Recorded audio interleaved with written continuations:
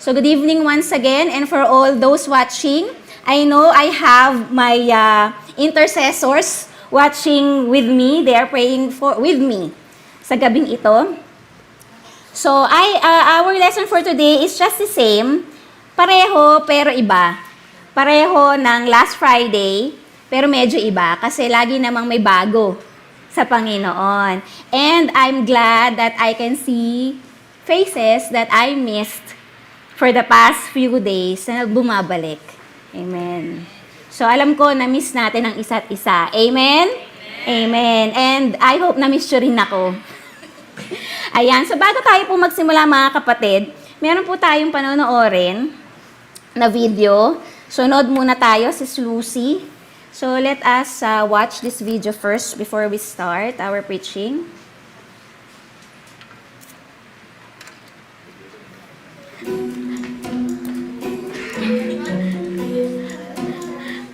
Ayoko.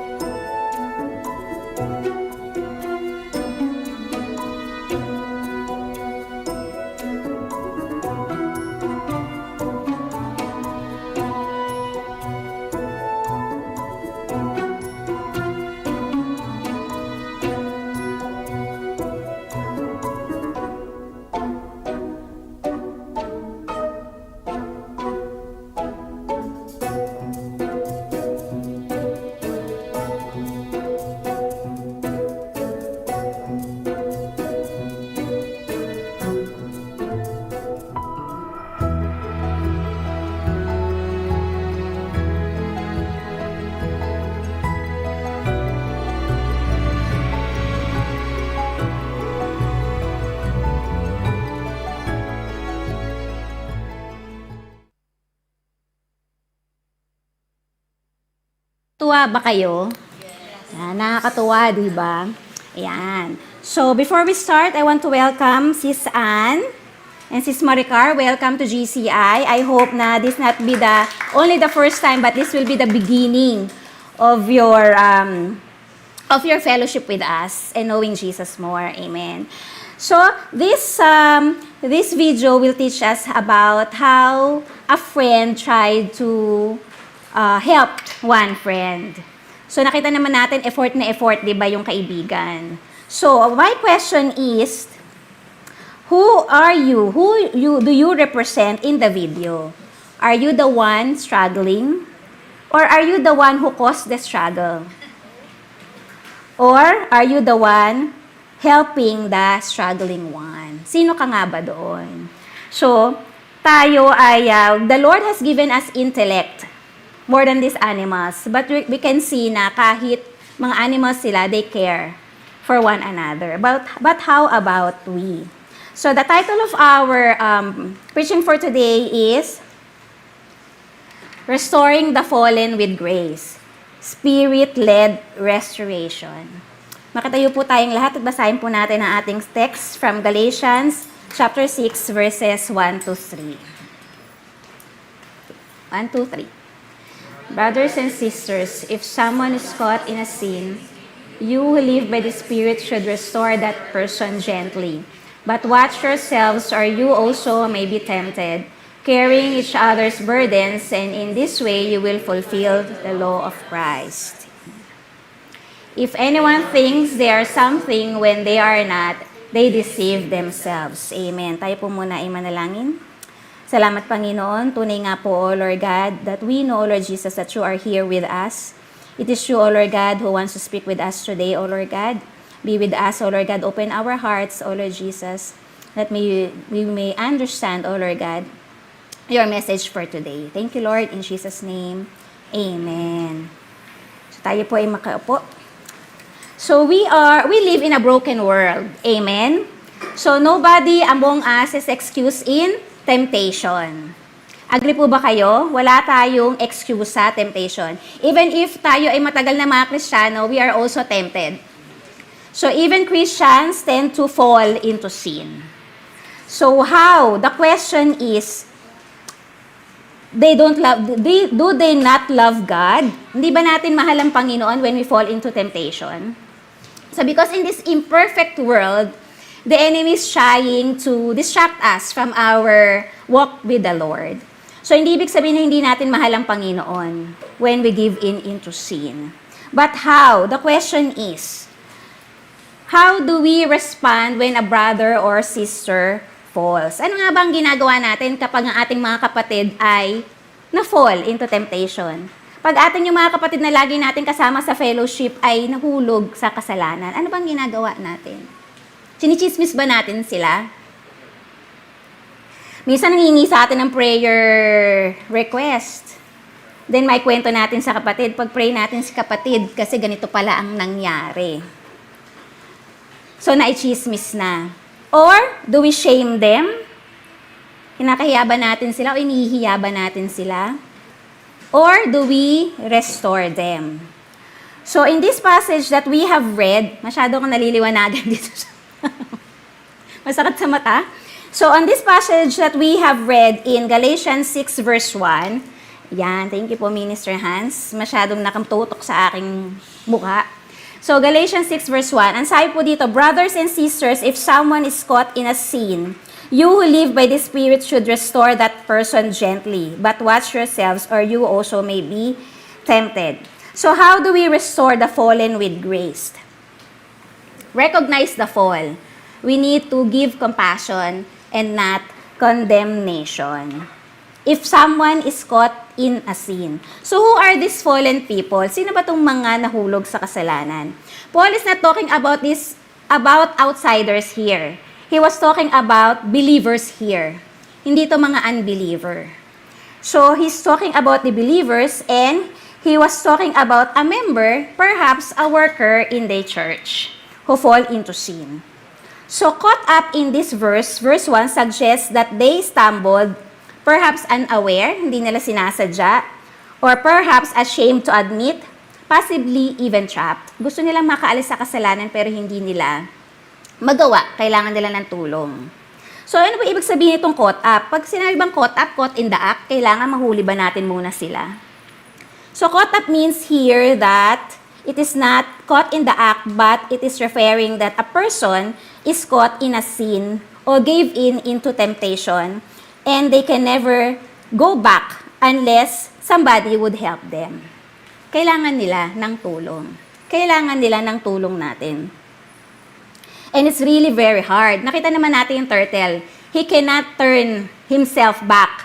Diba? Natumble siya. So, hindi niya kayang mag-isa. So, kailangan niya ng tulong. So, our first reaction should be compassion and not condemnation. So, imagine someone with a broken leg. Ano ba nararamdaman kapag tayo ay may broken leg? Lahat naman tayo siguro dito nakaranas ng. So somehow, nagkaroon tayo ng masakit sa ating mga binti or na fracture. So there is intense pain. Kung ngipin to, mas mapapaliwanag ko to napunta sa binti no? I-correct nyo na lang ako sa mga medical dito pag nagkamali ako dito.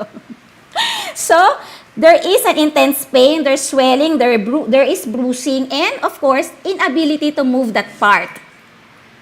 So kapag ba nakakita tayo ng kapatid na gano'n nahulog, na disgrasya, sisigawan ba natin siya? Kasi naman di nag-iingat. Kasalanan mo yan. Nandyan ang hagdanan, hindi mo pa nakita. Ganun ba ang dapat nating gawin? They need help. So instead of blaming them, we have to help them. Amen. So there is an account in the Bible about a woman who was caught in adultery. So, hindi ko nagagalaw ang aking, masyado ako na-excite, hindi ko nagagalaw ang aking PowerPoint. Ayan. So, again, who are the fallen? People who were caught or trapped into sin, and the sin is not deliberate or planned. Hindi sinasadya.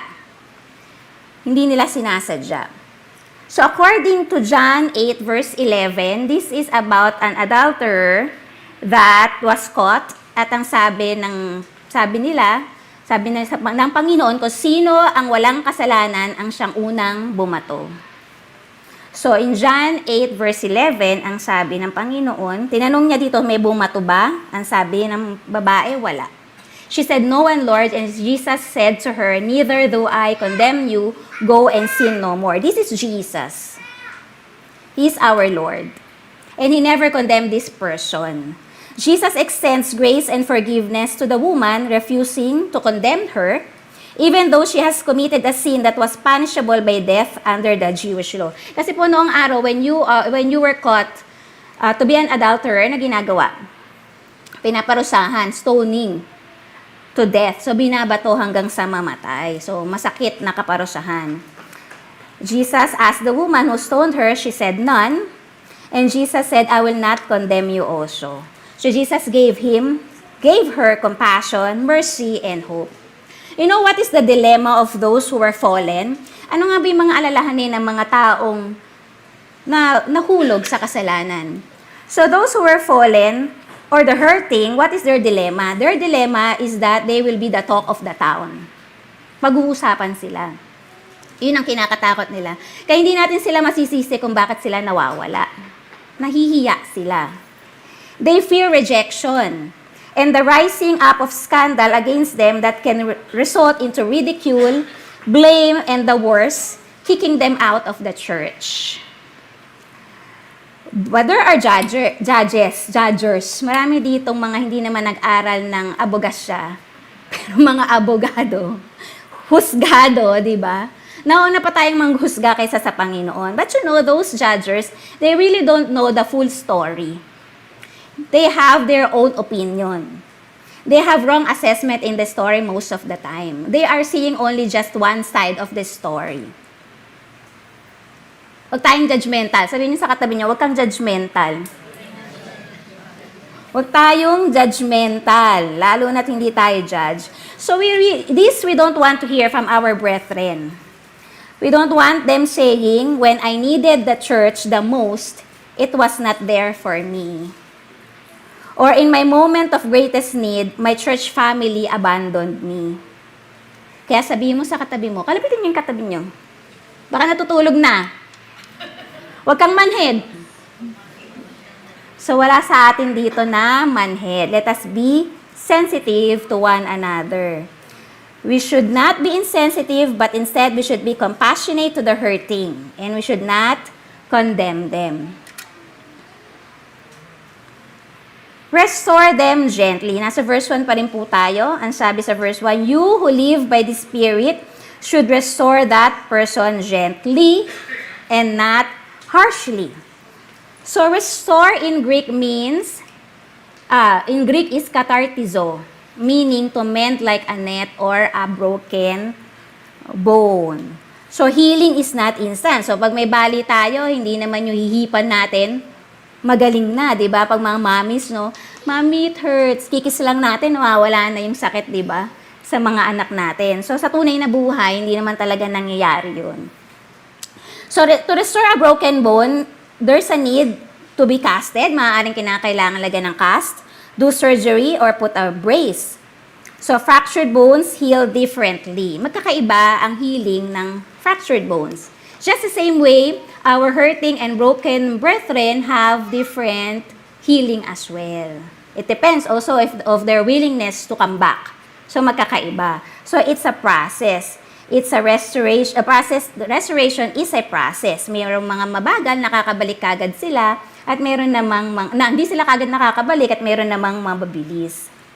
But restoration requires gentleness. And gentleness is what?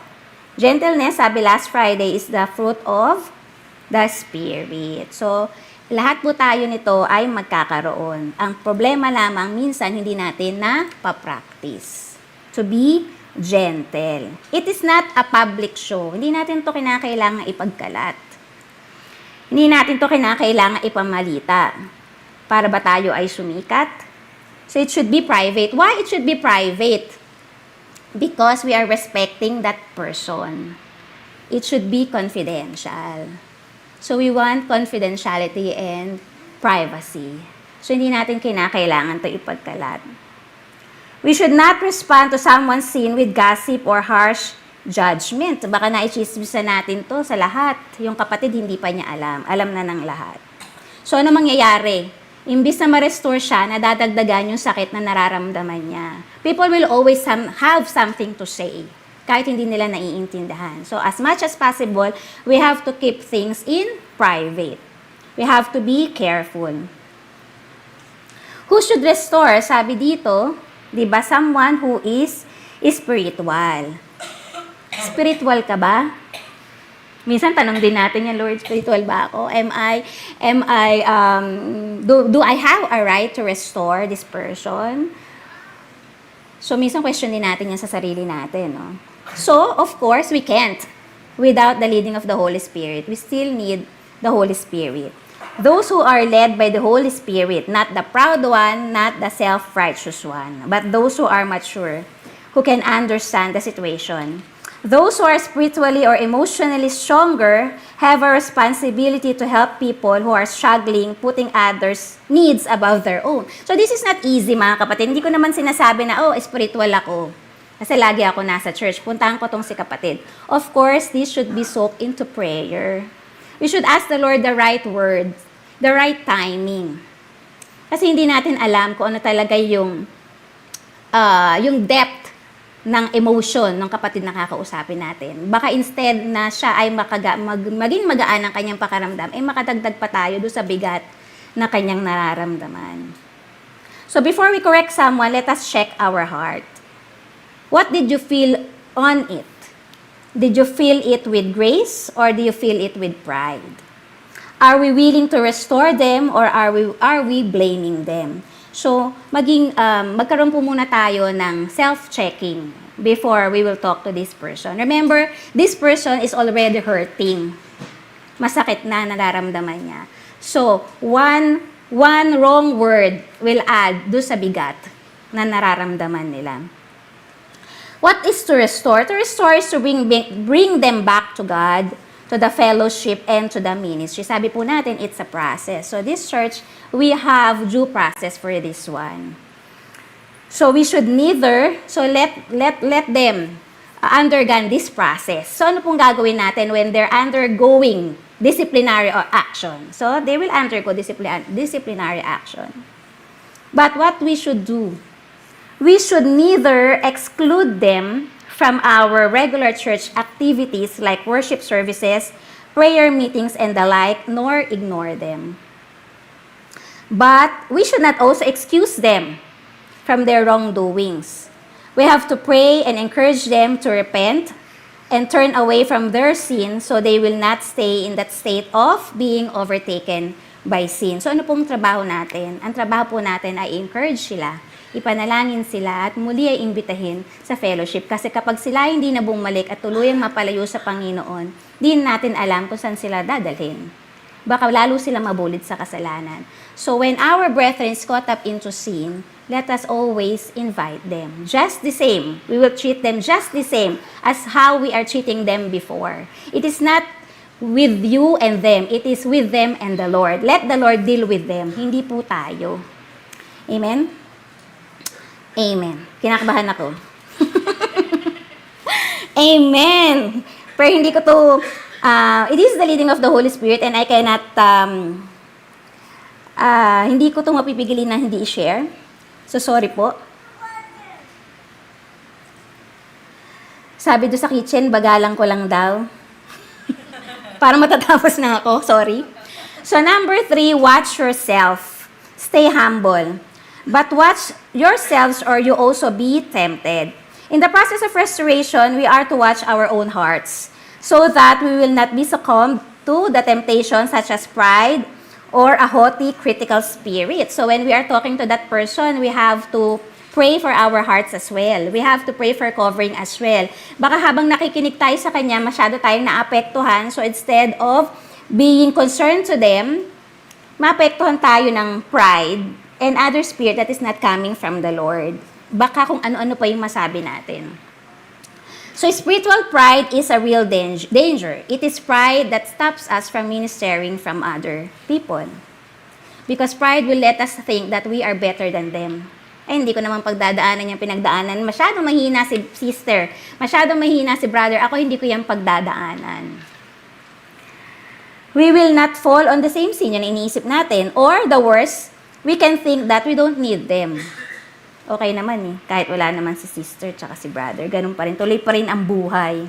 Kahit wala sila. But restoring someone doesn't make you better, but it makes you responsible. And it's Satan's tactic that makes you feel that you are superior than anyone else.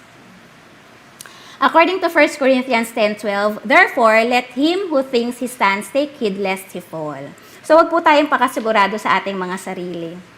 Baka isang araw tayo din ay matempt. Hindi natin alam. So, let not let Satan trick us that hindi tayo mafo-fall sa sin, that we are perfect. Nobody's perfect here. So, lahat po tayo may kailangan. Kung hindi tayo mag-iingat, maaari tayong mabulid din sa kasalanan. What is Paul's wisdom here? As we help someone up, make sure our own feet are on solid ground. Check our hearts and motives. Remember, mga kapatid, remember we are family. Agree? We are part of a family.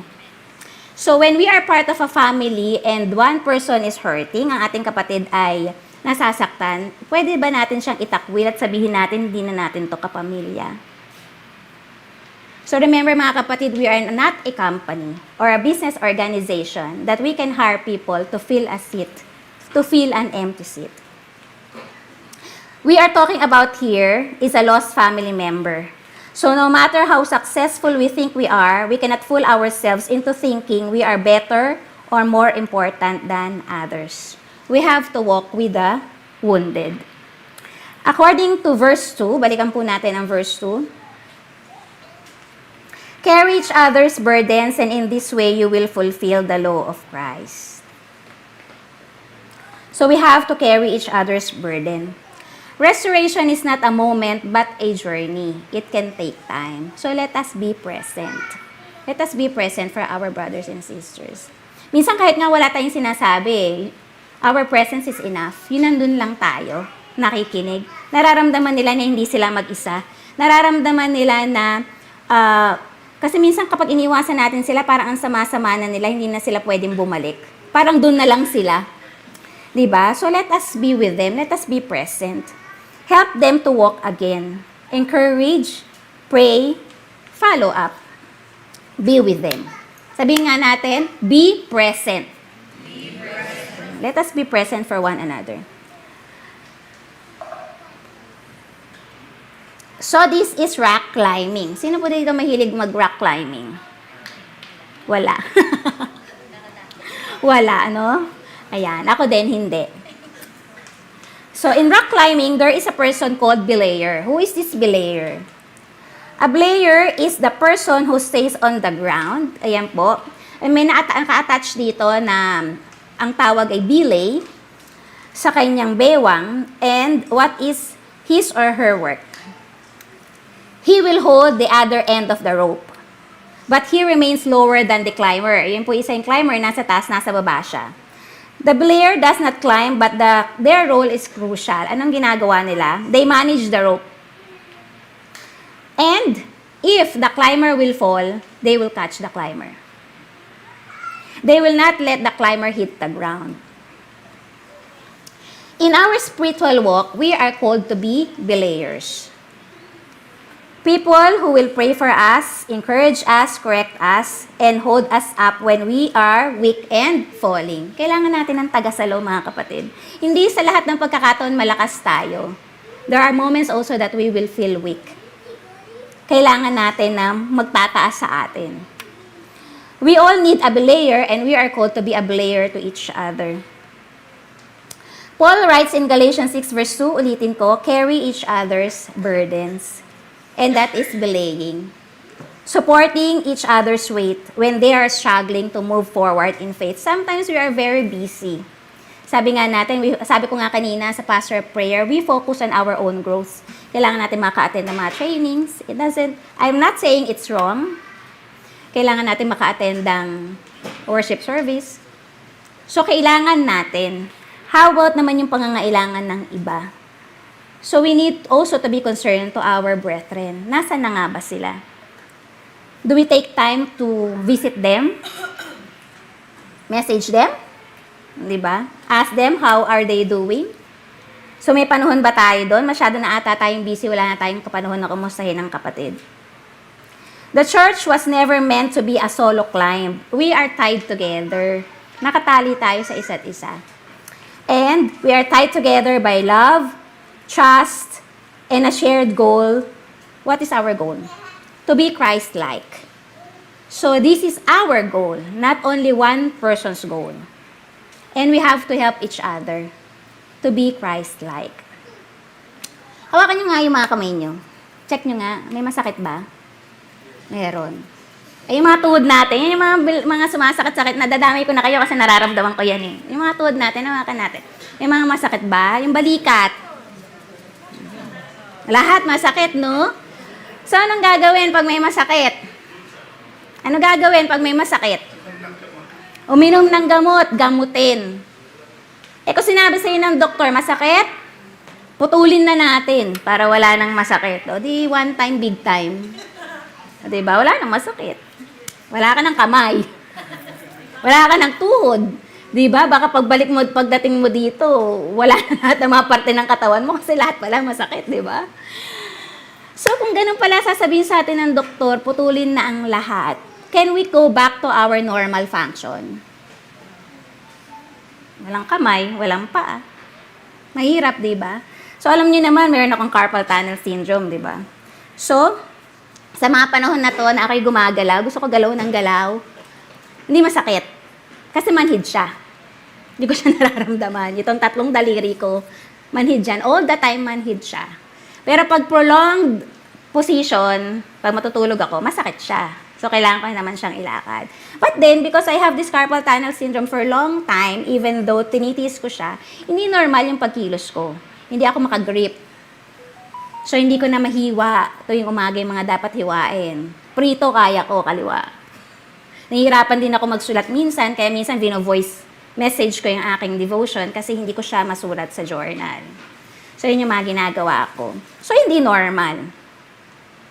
And, sabi sa Bible, we are body of Christ. Lahat tayo parte ng body ng Panginoon. So, if we cut one person from this body, will this church function normal? No. So, ano gagawin natin dun sa masakit? Sabi ni Brother Eric, gagamutin. Di ba? Gagamutin din natin sila. So, we need to restore them to come back to this body of Christ. Amen? Amen. Okay, tapos na. So, each of us is part of the body of Christ. If someone is hurting, the church cannot function normally. Hindi natin po pwedeng i-disconnect ang mga kapatid nating nasasaktan. At sabihin natin na pwede naman natin silang palitan. We cannot wait also. Sabihin natin, tulungan ko na lang si kapatid pag wala na akong problema. Meron ba ditong walang problema? Pag natapos ng problema, meron ulit, di ba? So, kailan na natin kakausapin to si kapatid? Meron na naman, di ba? Paulit, meron, di ba? Kailan na natin kakausapin ng kapatid pag wala tayong problema? Hindi na yung mangyayari. If we will wait that we don't have our own problems, we cannot speak to these hurting people. Hindi na natin sila makakausap, hindi na natin sila ma-reach out. So mga kapatid, this is not only a pastor's work. So whether we are a pastor, a leader, or a member of this church, we are accountable to each other. Hindi natin kinakailangan hintayin si pastor na makaalala. Dapat naman kasi si pastor unang makaalala, di ba? If you are reminded by the Holy Spirit about this person, this sister or brother, na kumustahin natin, then do it. Do it right away. There's a purpose. Bakit sa'yo? Bakit ikaw ang kinakatagpo ng Panginoon? So, ang sabi dito, to fulfill the law of Christ. Ano ba ang law ni Christ? Kahoot nga tayo. Bible, ano? Favorite ko yan pag nagkakahot si Minister Hans. Favorite ko yung mga Bible trivia na yan. So, what are the laws of Christ? Sabi, di ba dati? 613? There are 613, di ba? But now, ilan na lang? 2 na lang. The greatest commandment. Love God and love your neighbor as yourself. So how we will fulfill this law? Yun ang sabi sa ating verse. Ang sabi, carry each other's burden and in this way you will fulfill the law of Christ. So if we will not carry each other's burden, we will not fulfill this law. 2 na nga lang. Hindi pa magawa, di ba? Hindi pa natin magawa. So, this law is about love. And we can fulfill this by reaching out with genuine compassion and care for each other. Amen? So, when someone falls, what you will do? Will you walk away? Don't point fingers. Offer a hand. Bakit kinakailangan nating mag-offer na hand? Offer help. Because this is what Jesus did for each one of us. Nung tayo nangangailangan ng mga panahon na hindi pa tayo Kristiyano, si Jesus ang umabot sa atin. Wala dito na magsasabi na wala akong kasalanan nung nakita ako ni Kristo. We were all into sin when Jesus found us. Amen? So, hindi natin po pwedeng sabihin na kay Kristo na tayo, wala na tayong pakialam sa mga kapatid natin na mahuhulog. Hindi natin masasabi mga kapatid na tayo mga Kristiyano, hindi na tayo mahuhulog sa kasalanan. Even me. Hindi ako pwede magbigay ng period. That's why every day I'm asking the Lord to guide me, to lead me, to help me. Otherwise, we will fall into temptation. Because we are still here in the fallen world. Nandito pa tayo eh. So, hindi natin masasabi na period, hindi na ako magkakasala. Period, hindi na ako lalayo kay Kristo. Hindi natin yan masasabi. But we have to be willing to spend time for those people who are hurting so that we can thoroughly understand the person's feelings and problems. It means committing ourselves to an authentic effort to relieve that person from pressures and discouragement, offer intense prayer, practical help, or wise counsel. Hindi lang po sapat na sabihin natin, I'll pray for you. Tapos wala na tayong ginawa. So again, we have to be present. We all have burdens, sabi ni Anne Romney. We all have burdens and we need to learn to carry each other's burdens, to lighten each other's load. We cannot take away that burden from them, but at least we can lighten the load. Kasi nga it's a process. We have to help them to come back to Christ. So carrying each other's burden, mga kapatid, is the heart of the gospel. This is what the Lord is teaching us. So while we are here sitting every Sunday, every Friday, this is what the Lord is teaching us every preaching. To love Him and to love our neighbor. And who is their closest neighbor? Di ba your family? Your closest neighbor is your family. Closest neighbor, kasama natin sila sa bahay panambahan. Kasama natin sila sa tahanan. Pag sinabing love your neighbor, lalabas tayo. Hanapin pa natin sa labas. Tapos yung sarili nating kapamilya, hindi natin hanapin. So we will just be hypocrite in the eyes of the Lord. Kung di natin kayang hanapin ang sarili nating kapamilya, paano natin hahanapin yung iba na hindi naman natin kakilala? So we need to be sensitive, mga kapatid. Tayo dito may seating arrangement. Alam mo kung sino ang nawawala. Ito mga absent tong mga to kasi dito ako nag-check ng attendance kanina. Absent. Nalipat pala sila dito. Present pala. 'Di ba? So alam natin kung saan nakaupo ang mga tao. Alam natin pag nawawala sila, kaya hindi mahirap sa atin na makita kung sino ang nawawala. 1 time wala siya, 2 times wala pa rin. Kumusta na kaya si sister? Kumusta na kaya si brother? Diba? Para saan ang cellphone? Manood lang. The first purpose of a phone is for communication. Right? So, if you will not use it to communicate, so you are not, the phone is not serving its purpose. Kailangan nyo pa ng Apple? Ako, wala akong Apple. Nagiinit na nga to minsan. Pero mahal na mahal ko tong phone ko. Kasi user-friendly. So, di ba? Kumustahin natin ang mga kapatid? Hindi to mahirap. Because the Holy Spirit will lead you. There's no shortage of people in need. Yan, lagi yan meron. So, sabi nga natin kanina, carrying each other's burden is the heart of the gospel. So, mga kapatid, eto na talaga. Sorry kung di pa tapos ang ating dinner, pero tapos na ako. So, let us refresh someone's spirit today and check on our brothers and sisters because of love. So, let us have an activation, mga kapatid. Let us pray for each other.